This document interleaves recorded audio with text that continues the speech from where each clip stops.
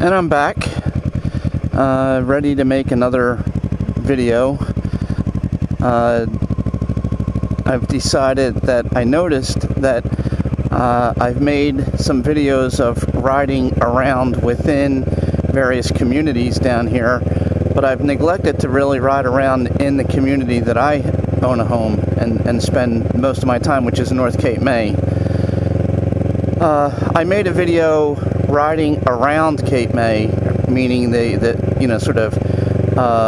borders of it, but I've never really made a video riding around within North Cape May. So that's what I decided to do today, and I'll share some comments as I ride around. I have no particular route plotted out, so I'm just gonna turn if and when I feel like it. I'm riding along Beach Drive. I started at the intersection or the corner of Beach Drive and Lincoln Boulevard, and the Delaware Bay is on my left. I don't know how much of it is visible over the dunes, but again, I've commented on a couple of videos previously about the homes along the bay here having views of beautiful sunsets. North Cape May is actually the part of South Jersey that was founded before any other part of South Jersey was. It was founded by, and I mentioned this on a video about 7 or 8 years ago, so if anybody that's watching this happens to have watched that, this will be a little redundant, but it was founded in 1609 by a guy by the name of Henry Hudson, who was exploring for the Dutch West Indies Company, and he was trying to find a passage to sail to basically the West Indies from the Netherlands, and he was the one who, and I just passed it, Harpoons on the Bay, by the way, and I've talked about that previously. He founded this area in 1609, but didn't really establish any presence here. He founded it, and then it was largely left, as I understand it, left uninhabited, and other than the Native Americans that inhabited the area, until later in the early 1600s, when Cornelius May, another captain from the Dutch West Indies Company, came here, and he established more of a presence from, I guess, sometime around 1635 and forward. Town Bank is to my left, and he is the individual that Cape May is named after. And the town of North Cape May was incorporated in 1929, but then it was unincorporated in 1945. So it's right now, and it remains unincorporated to this day, which is why it's sort of a census designation, but it's not an incorporated borough like Cape May Point or West Cape May. It's just part of Lower Township.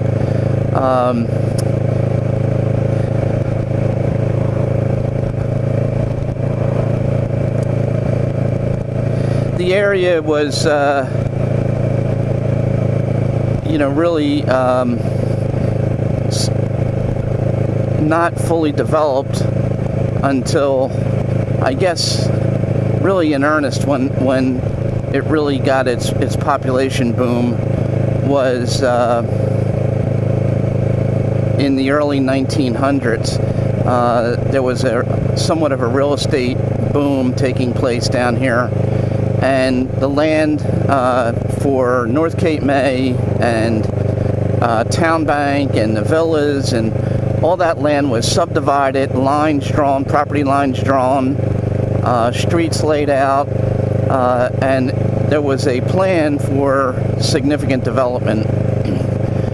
But in 1929, the Depression hit, and basically those plans were largely just, unfulfilled. And at the time in North Cape May, there was three families, I think, living in the area that is now referred to as North Cape May. And even though people from Philadelphia were coming down to vacation at the Jersey Shore, they were visiting the Cape May area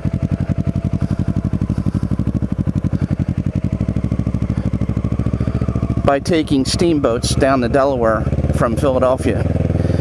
And a railroad was put in, and that allowed people to come down from New York and from Philadelphia to vacation down here.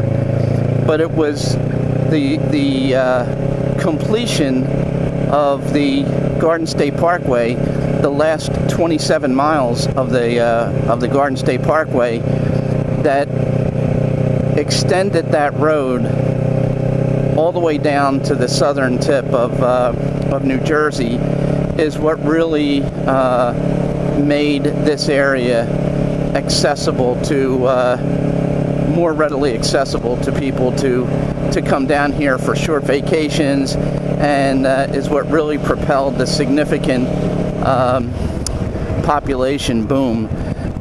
And as the population in Cape May County grew, nowhere was the population growth greater than in North Cape May.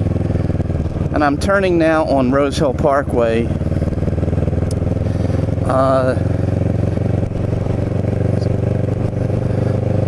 So at some point in the around 1950 or 1960, the number of homes in North Cape May had grown from 3 or 4 up to about 1,000. The other thing that happened right around that time was the completion of the Cape May Lewis Ferry. That was commissioned in July of 1964. So the combination of the completion of the ferry, as well as the completion of the last 27 miles of the Garden State Parkway, really made this area accessible to people, and further increased the development down here. Coming up on the left is a municipal pool for Lower Township, which is located right there here in North Cape May. This, even something like this, you can see the effects of COVID, because the pool, the township pool, was always open to the public, and it still is open to the public. But this year, to try to make it a safer environment, they are not selling day passes to the pool, and instead they are only selling season passes, and even then only to residents. So visitors cannot make use of the pool, and even full-time residents cannot decide just to use it sporadically by purchasing a day pass. You have to purchase a seasonal pass, which I think is still very inexpensive. It's only about $30 for the season, which I think ends on Labor Day.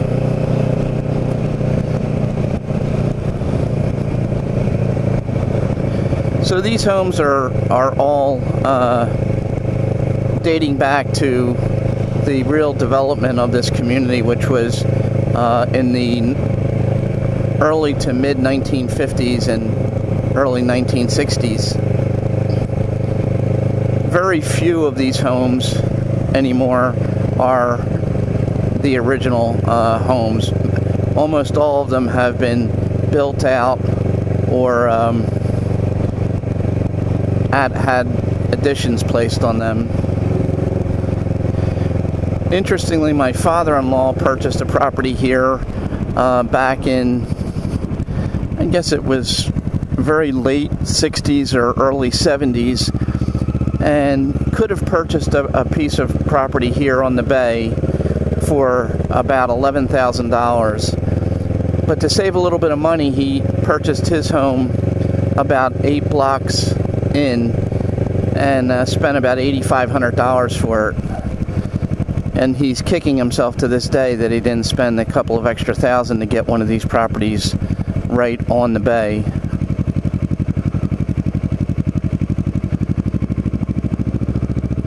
So I'm turning on Franklin, heading back up. You can see these homes. All of them are different as they have undergone renovation.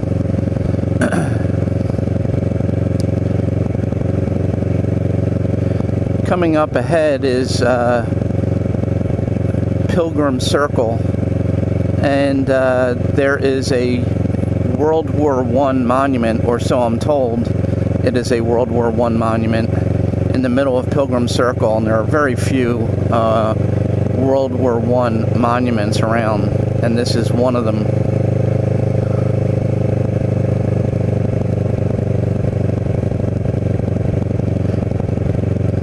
I'll go around Pilgrim Circle and go down to another circle, which is called Mayflower Circle. And if you see the theme between Pilgrim Circle and Mayflower Circle, it's that most of the streets are named after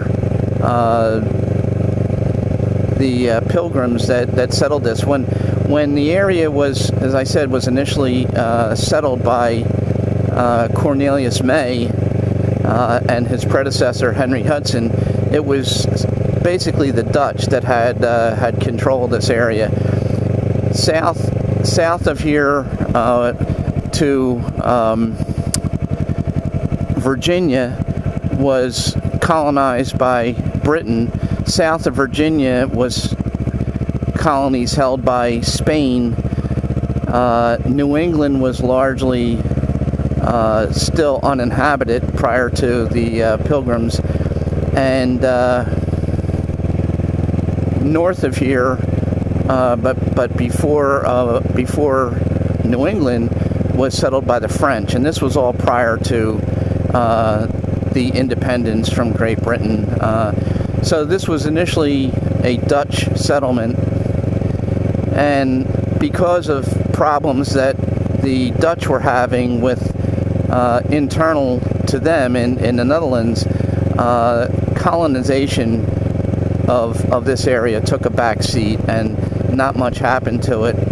And eventually the British settled in, and some Scandinavians, is my understanding. And that's where many of the names of the streets here are based on the family names of people that were the earliest settlers. Coming up here is Mayflower Circle.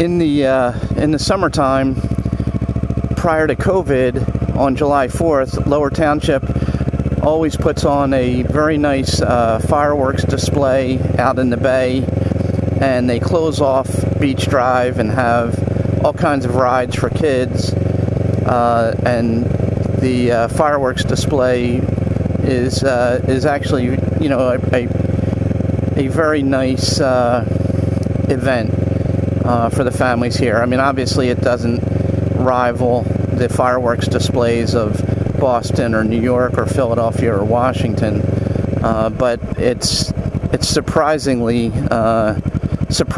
good, I think, for, you know, a small community.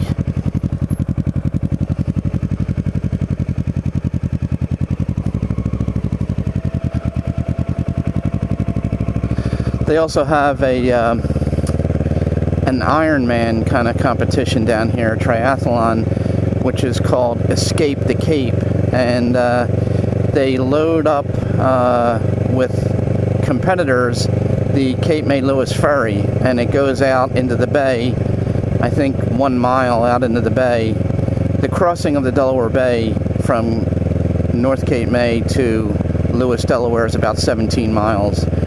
The ferry will go out 1 mile, and the participants will jump off the back of the ferry and swim to shore and get on their bicycles at Douglas Park, and that begins the bike portion of the triathlon. It's a mini triathlon. I don't think it's they don't run a 26-mile marathon. I think it's a mile swim, maybe 5 miles of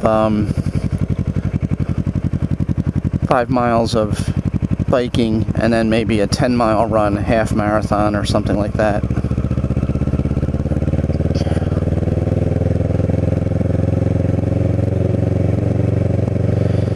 Today, the population in North Cape May is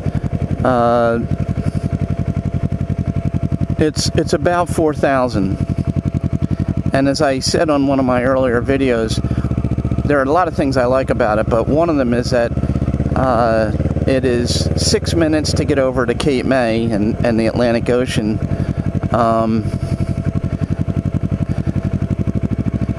And the traffic is not bad here. And most importantly, most of the homes, the vast majority of the homes, are homes of full-year residents or homes of second homes for people in which they do not rent it. So you have neighbors that you can get to know, and if you're not here all the time, they look out for your house. You know, it's not the kind of transient inhabitants that you find in some of the more expensive barrier island homes. Coming up here on the corner of Scott Avenue and Gorham, and this home to my right, which I'm probably didn't really get on camera very well, that was where my wife's grandfather first purchased a home when this area was initially developed. And because her grandfather and grandmother purchased that home, her parents ended up buying a home later. I'm turning on Town Bank Road again, and I came down here a few minutes ago, but I neglected to point something out that I think is worth mentioning on this video. This little restaurant up here on the right, it's basically a luncheonette. It's called the Eat Well. It's very small. They sell sandwiches and soups right there. But I think it's an interesting thing because the guy that owns that has a program which I think for children and maybe even for adults on certain times of the day, you pay only what you feel you can afford for a cheese sandwich and tomato soup. And I think that's the kind of citizenship that you find in a small business owner, and he should be commended for that.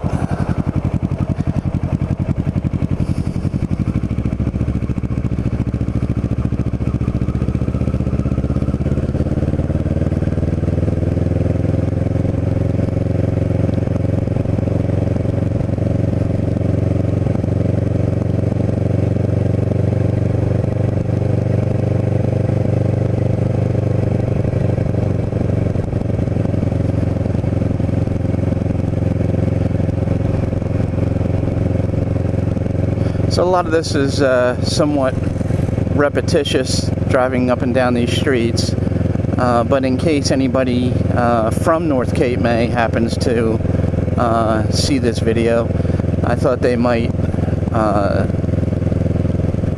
enjoy it if I coincidentally just happen to be riding past their home and they see it.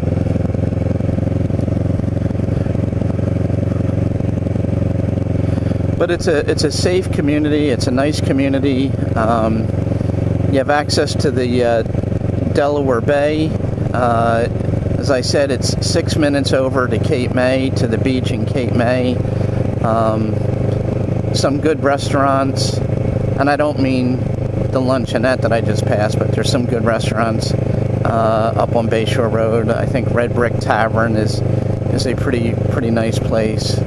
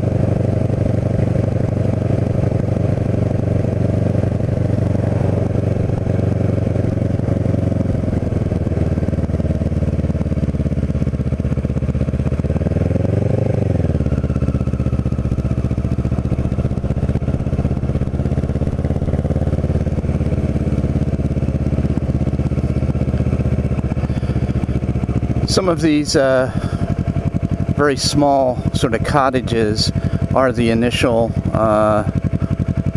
layout, the initial homes. And I think, as you could see as I rode around, the vast majority of the homes have been improved significantly, or the initial home torn down and completely rebuilt.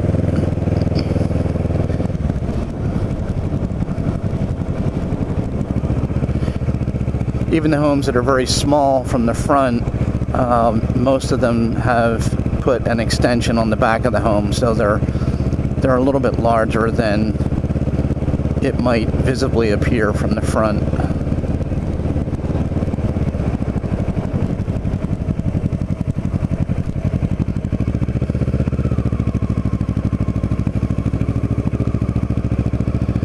So I think I'll just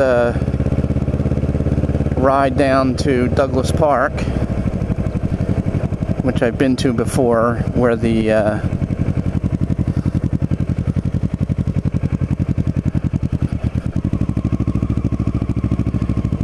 ferry departs, the canal, and conclude this video at that point.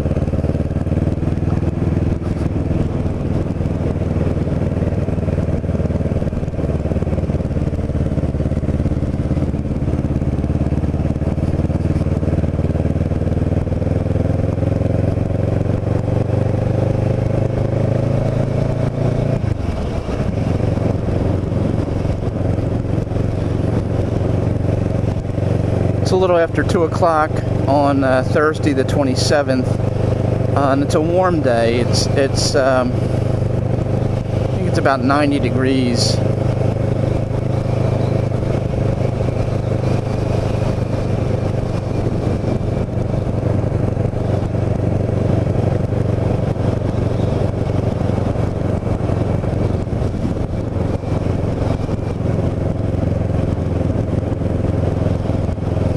The ferry terminal that I'm going to conclude this ride at was not the, as I understand it, was not the initial intended location of the terminal on the New Jersey side. And, you know, obviously, you know, I'm not a historian by any means, and a lot of what I say is just my understanding from things I've read over the years. But the initial site for the terminal on the New Jersey side of the Delaware Bay was down where the sunken ship is, the SS Atlantis. And I rode past that on my ride to Cape May Point. I'm sorry, to Cape May Point. And it's the Sunset Beach is where it is. It's the sunken concrete ship, SS Atlantis. And as I mentioned on that video, there were 4 or 5 concrete ships built by the United States government in World War I. And the SS Atlantis was down in Virginia someplace, I think, or yeah, I think outside of Virginia, and there were going to be 3 concrete ships that were going to be brought up to the location offshore just by the Cape May Point, and that was going to be the initial location for the terminal for the ferry, for the Cape May Lewis ferry. And for various reasons, there was a lot of sort of fits and starts on whether to have a ferry and how to fund it, and getting all the government officials in 2 states to support it and to approve it. And that ship, the SS Atlantis, came loose and ran on a sandbar and basically sunk, and it's been there for the past 60 years, and it's still there to this day. You can see a large portion of the hull sticking out of the water, and I showed that on the video I made in which I ride around Cape May Point.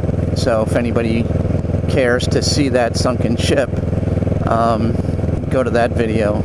So I'm coming up on Douglas Park. I think this park was named for a fallen police officer, if I'm not mistaken.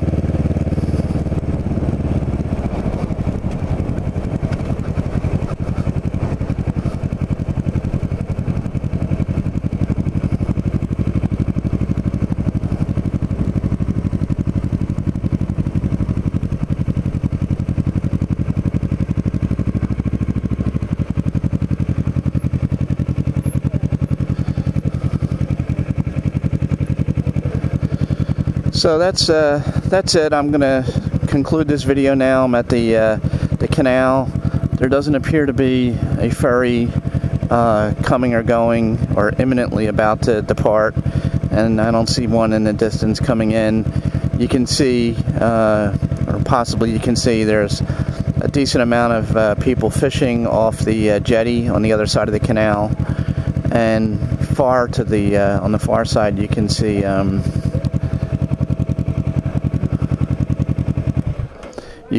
Higbee Beach. So that's it, and I hope you enjoyed this little tour of North Cape May.